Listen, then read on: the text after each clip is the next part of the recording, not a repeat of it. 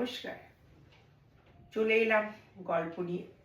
আজকের গল্প আমাদের যে মেন রাস্তাগুলো যেগুলো হয়, মেন রাস্তা বলতে যেটা আমাদের কলকাতা, রায়গঞ্জ, জলপাইগুড়ি, ময়নাগুড়ি, কুচবিহার যে গাড়িগুলো যে রোড দিয়ে বা রাস্তা দিয়ে চলে, সেই মেন রাস্তার গল্প নিয়ে আমি চলে এলাম।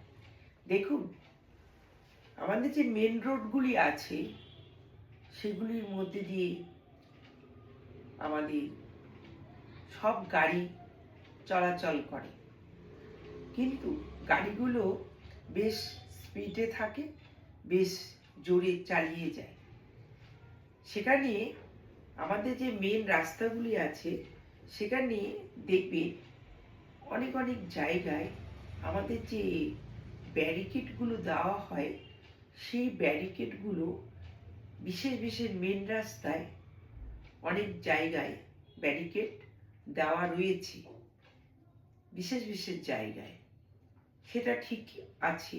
কিন্তু কোনো কোনো জায়গায় ব্যারিকেডগুলো এমন অবস্থায় পড়ে আছে মেন রোডগুলিতে, যেখানে সেফের জায়গায় অ্যাক্সিডেন্ট হওয়ার ভয় বেশি আছে।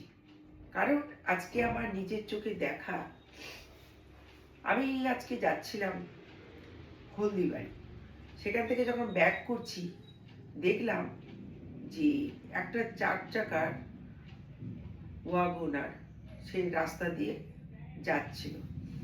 যেতেই সেই যখন বাঁ দিক থেকে ডান দিকে যাচ্ছে, যেতেই একটা ব্যারিকেড রাস্তার মধ্যে ছোট একটা ব্যারিকেড পড়েছিল।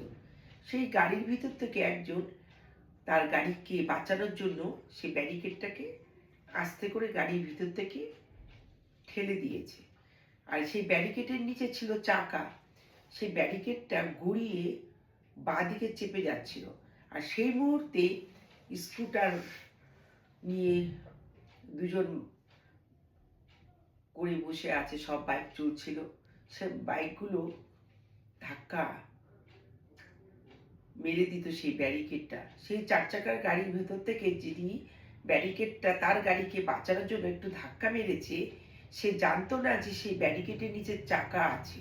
সে ভেবেছিল ব্যারিকেডটা একটু সরিয়ে গাড়িটা পাস করে বের করে নিয়ে যাবে, কিন্তু ব্যারিকেডের তলায় চাকা থাকাতে সে বাঁ দিকটা অনেকটা চলে গিয়েছিল। আর সেখানে রানিং অবস্থায় অনেক ছেলে মেয়েরা স্কুটার চালিয়ে যাচ্ছিল, বাইক চালিয়ে। হয়তো যখন সে গাড়িওয়ালা ব্যারিকেডটাকে ধাক্কা দিয়েছে, তখন হয়তো সেই স্কুটারওয়ালার অ্যাক্সিডেন্ট হয়ে যেত।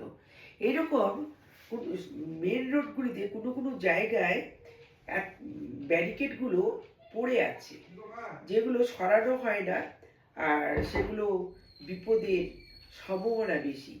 যেটা আমার মনে হয় যে মেন রোডগুলিতে বিশেষ বিশেষ জায়গা ছাড়া যেগুলো বেশি পড়ে আছে সেগুলো সরিয়ে দেওয়া